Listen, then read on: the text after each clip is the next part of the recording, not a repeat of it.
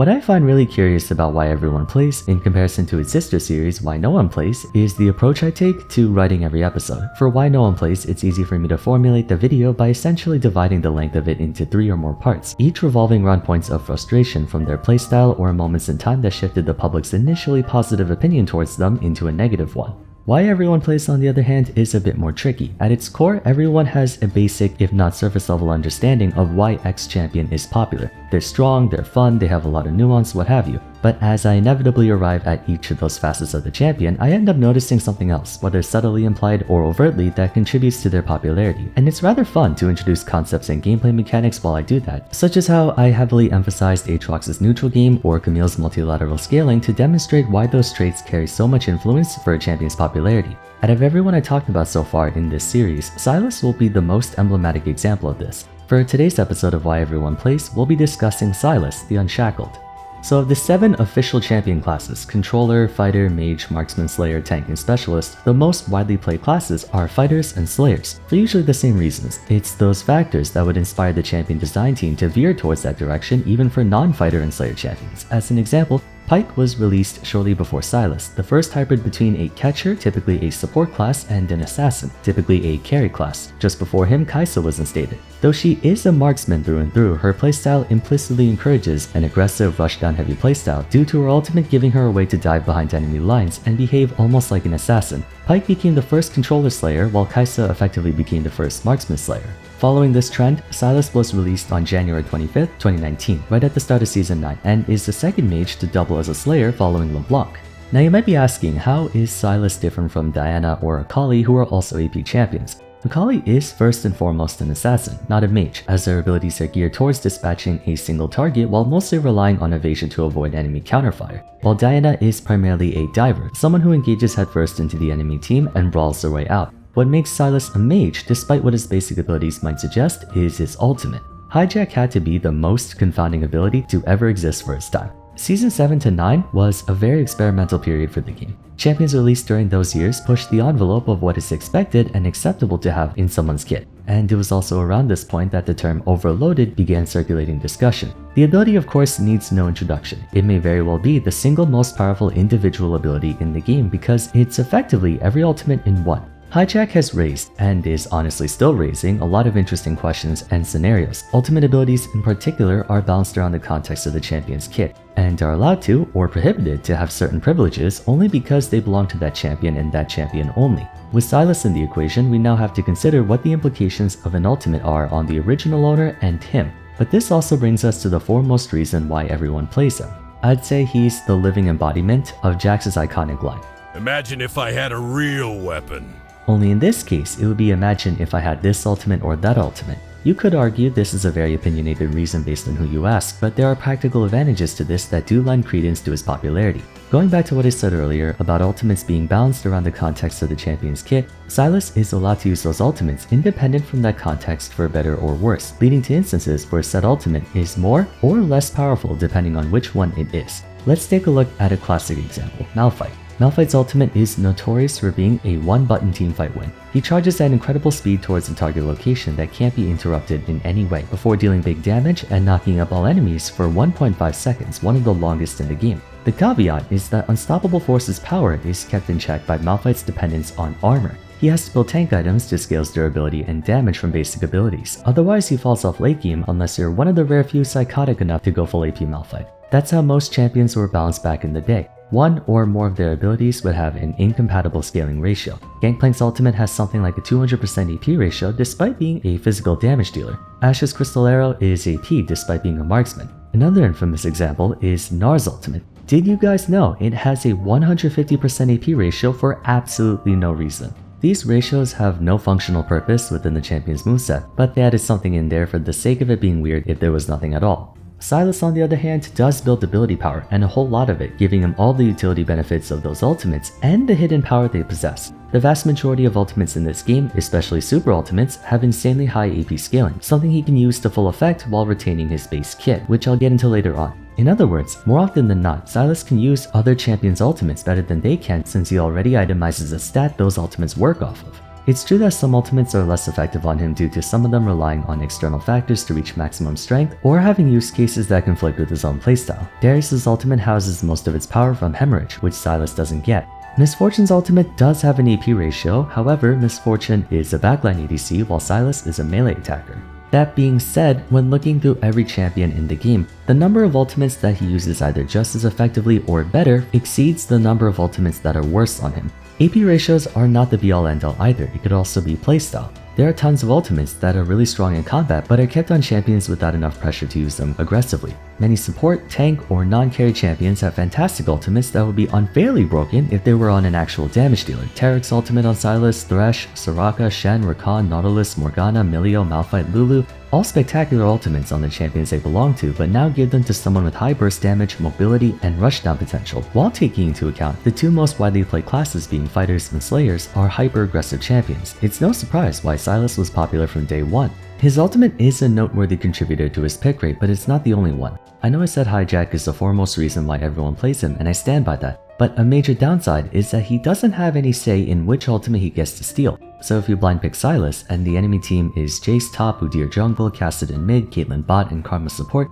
you may as well not even have an ultimate. That would normally make him an inconsistent champion reserved solely as a counterpick, but quite the opposite. Sylas is very consistent, courtesy of his base kit, giving you something to fall back on regardless of who is on the enemy team. His playstyle is almost identical to his skirmisher. He has a burst trade combo that's very simple but effective. A standard rotation consists of the first cast of his E, followed by Kingslayer to close the distance, making it harder for his opponent to sidestep the second cast of his E, which can be assisted by the slow on his Q, all while throwing in basic attacks throughout. Balance numbers are naturally subject to change, but there's one thing I want to point out: his damage.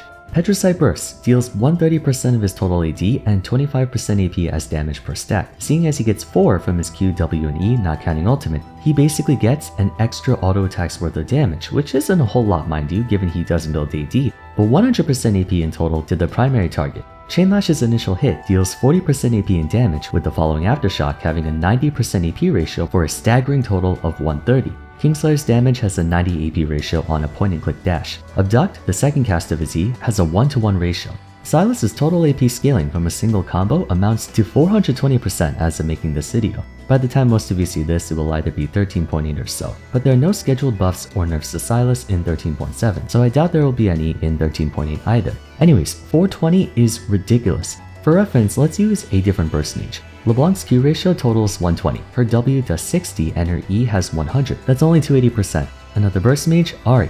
Q is a 90% AP ratio, W has a maximum of 48 on a single target, and E is 60, for a total of just under 200. What about another melee champion like Diana? Assuming she primes her passive beforehand, that's 50 from her passive, 70 from her Q, 45 from W, 50 from E. Sylas' AP ratios are disproportionately higher than the vast majority of AP champs and have been all this time for 3 reasons. 1. Riot is intentionally balancing him with the expectation that he has no ultimate. Why? Because the player has no control over who is on the enemy team. They can have a squad of juicy ults like Malphite top, Fiddle jungle, Kali mid, maybe Vars or Kai'Sa bot, and Alistar support. Or they can have a team of useless ultimates. The balanced team can't in good conscience assume the enemy team will always have good ultimates for him to steal. It's not tenable. If they were to intentionally bring his AP scaling down to the same ballpark as other champions, that would make him critically dependent on hijacking a good ultimate to make up the difference. But not only can he get screwed from the enemy team picking champs with bad ults, but he also doesn't have immediate access to it whenever he wants to. He has to steal that ultimate by getting in range of the champ and then has 40 seconds to use it and can't steal the same ultimate for a very long time, at least in the early to mid game. Therefore, he has to still remain a full champion without one. Most if not all burst mages have a damaging ultimate, which holds the bulk of their strength.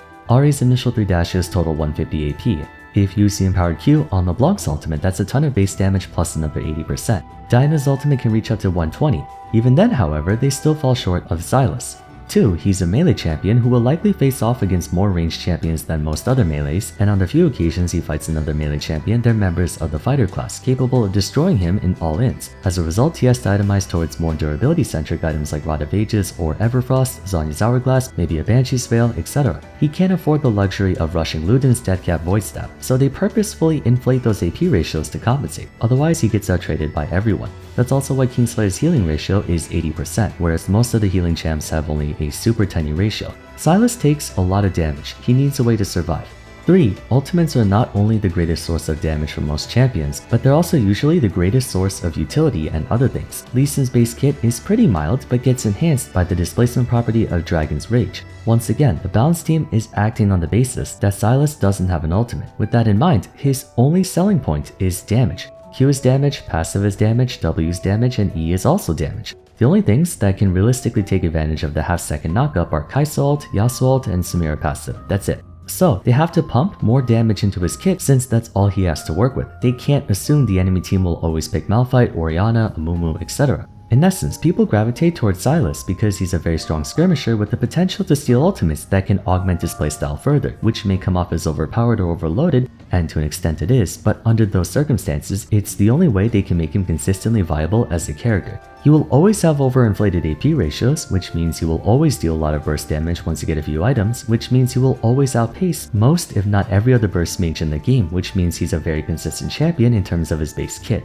His passive Q, W, and E lay the foundation for an enjoyable ground level playstyle, while Hijack offers endless opportunity to try something new. If the enemy team has a Tryndamere or Alistar, Sylas becomes a living nightmare for the enemy backline. If they have a Malphite, Amumu, or Fiddlesticks, Sylas is public enemy number 1 in teamfights. If they have a Shen, Pantheon, or Twisted Fate, Sylas is the ultimate split pusher. If they have Emilio, Soraka, or Taric, Sylas can moonlight as the support. Like Viego, Sylas can fill all of these different roles as a champion who deals a crap ton of damage regardless of what role he elects to choose. I often talk about how important having options is for a champion. When you look through my playlist for why everyone plays, every single one in that list has options to choose from. They don't have to stick to just one game plan for every game. Lee Sin gets to be a diver, support, skirmisher, what have you. Renekton can be a frontline raid boss for his team, or go Blade of the Ruined King, Prowler's Claw, PTA, and one-shot a single person. Zed and Kha'Zix are assassins with a neutral game. Both of them can poke you from a safe distance. Viego can be literally every champion in the game. Camille can be a backline assassin, a split push duelist, etc.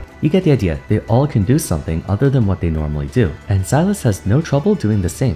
One more thing I feel like I should mention is that a benefit of being a slayer or fighter is that you can find gainful employment in multiple roles. Melee champions generally have higher base stats than ranged, more base damage, armor, health, etc. And they typically have lower cooldowns, more AoE, higher DPS, sustain, or all of the above. That means they can work in top, jungle, or mid. Ever since the beginning of Season 13, Sylas is a mainstay in all 3 roles. He's a worthwhile counterpick against top laners with bad early games or those with ultimates who surprisingly work well against them. Kayle, Gnar, Malphite, Shen, and Vladimir, although a lot of bad matchups for him just so happen to be popular, which is why you don't see him too much up there. Jungle Sylas has become surprisingly common lately. Not the best pick out there in my humble opinion, but I mean he does have the makings of a half-decent jungler. Lots of AoE damage, serviceable ganks with his 2 dashes, very good skirmishes. I still think he's a troll pick, but again that's just me. And then of course you likely know why he's in mid lane. Rushdown burst mage who can abuse the lack of mobility and or sustain on most mid laners to rip them to shreds. A lot of things are just good for him.